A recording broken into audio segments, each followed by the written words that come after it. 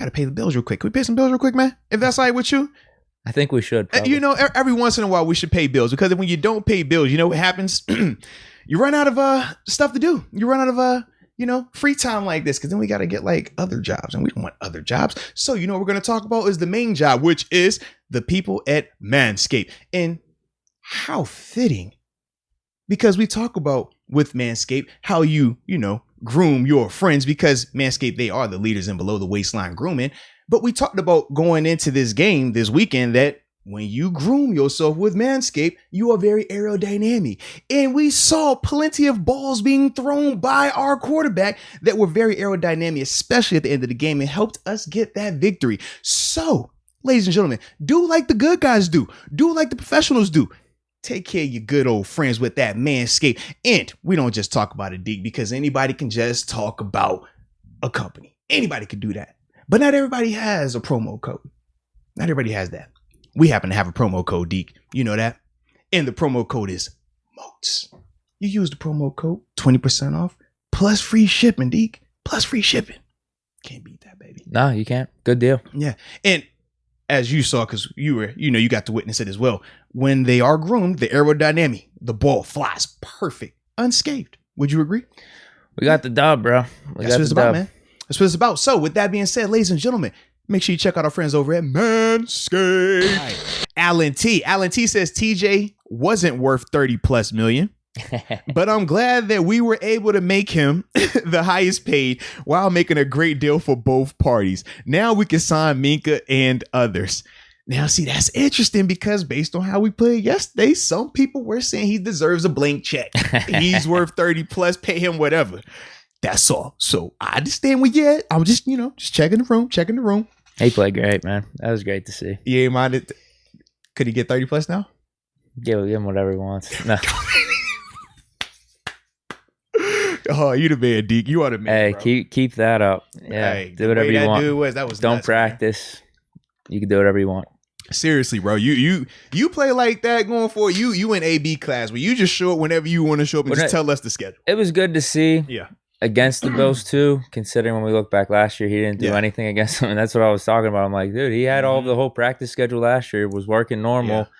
Hey, maybe he'll be better just coming in cold week one like that. Dude, balled out.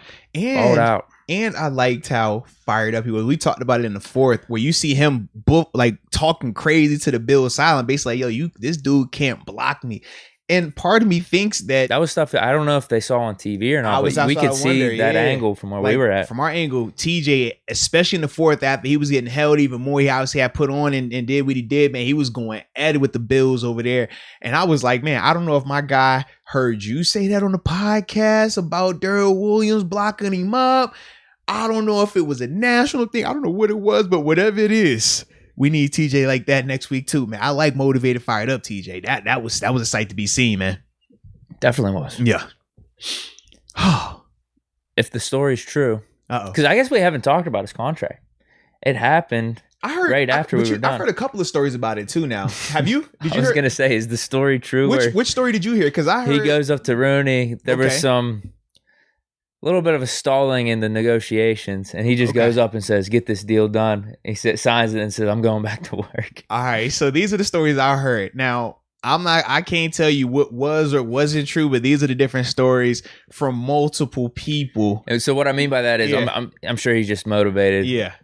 Not only because of the contract, but just in general, he just loves playing and working. He's going to be motivated the whole season. Yeah. I'm definitely taking that as well. But the first story was the deal. I mean, he says basically like, leave me alone, agent. He storms. He said he's like, that was kind of it. He stomps into the office. He's like, yo, we got the deal, shakes his hand, then he goes and works out. That was it. Then I heard that he kind of like walked in there, but still once again went against the agent. Then I heard that him and the agent both agreed that was the deal that they were both comfortable with. And then they went in there and agreed to the deal. And then when it worked out, so I don't know which one it was. All I know is he worked out. That seems to be the only consistent part of the story. He worked out. So yeah, y'all can believe it. I don't know what story we're gonna go with. I like the story about him kicking in the door. Yeah, I saw that when he kicked in the door, went into Mr. Rooney's office, like, yo, shake my hand, the deal is done. Then when it worked out, I'd rather go with that story. I think it sounds better. I'm with you. But yeah. And then Michael Patrick McCracken says, how you think Bills are feeling about their offensive line? If you're the Bills, man, tackle-wise, I don't think you are losing a ton of sleep because you know who those guys are in terms of TJ Watt. You know he is.